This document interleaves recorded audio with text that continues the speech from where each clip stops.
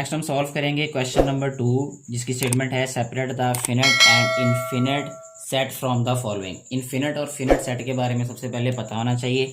जो finite set होता है इसको फाइनाइट भी बोलते हैं कुछ लोग, हर किसी का अपना अपना वे है बोलने का, लेकिन मैं इसको फिनिट ही बोलूँगा।